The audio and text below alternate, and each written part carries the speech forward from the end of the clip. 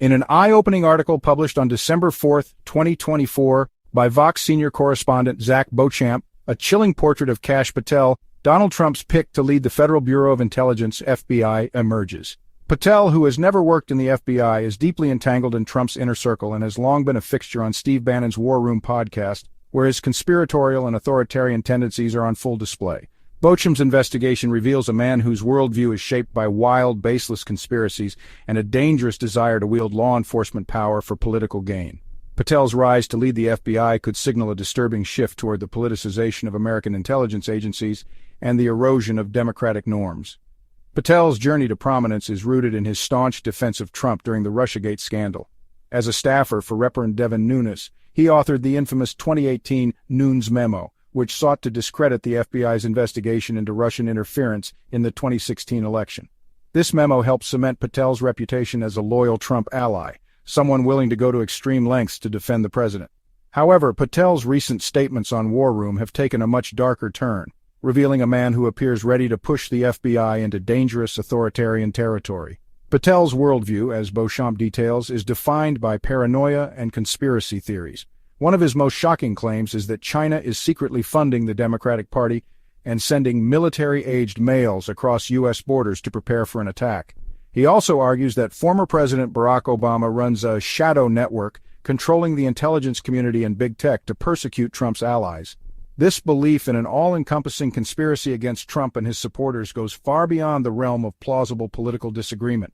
It paints anyone opposed to Trump as an active participant in a vast, nefarious plot to destroy America from within.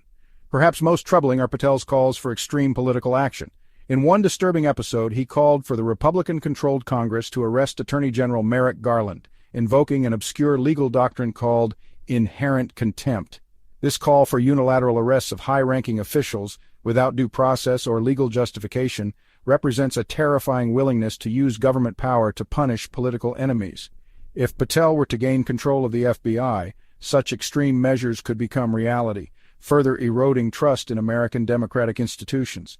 Patel's rhetoric aligns frighteningly with authoritarian regimes, where the line between political opposition and national security threats is blurred.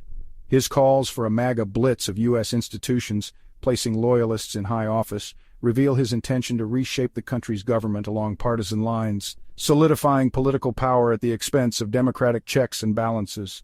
This plan to fill government positions with Trump loyalists mirrors tactics used by authoritarian leaders in countries like Russia, Hungary, and China, where political opponents are silenced and institutions are bent to serve the interests of the ruling party. What makes Patel's views even more dangerous is his explicit endorsement of criminalizing political opposition.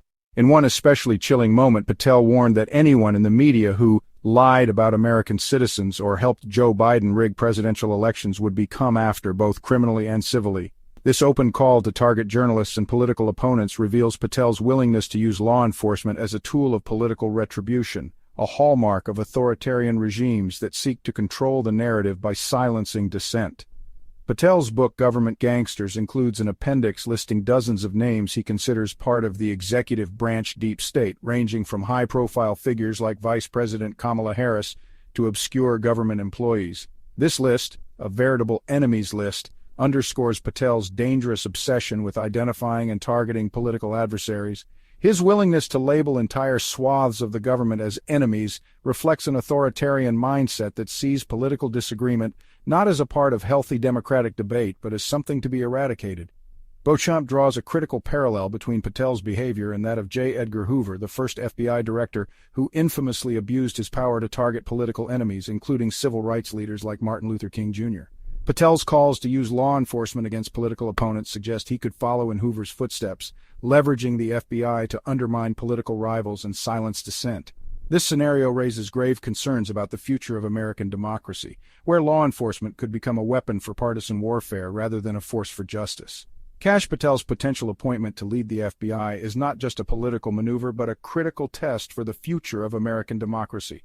If Patel's vision is allowed to shape U.S. law enforcement, the consequences could be disastrous, marking a step toward the erosion of democratic norms and the consolidation of power in the hands of a few. As Beauchamp warns, Patel's rise to power could represent a pivotal moment in the ongoing struggle between authoritarianism and democracy in America. The stakes are higher than ever, and the nation must decide whether to embrace a politicized authoritarian future or reaffirm its commitment to the principles of justice, fairness, and democracy. Please subscribe to the Intellectualist's new YouTube channel, where we present insightful videos analyzing the current events shaping the world. Turn on notifications to receive the latest updates from the channel.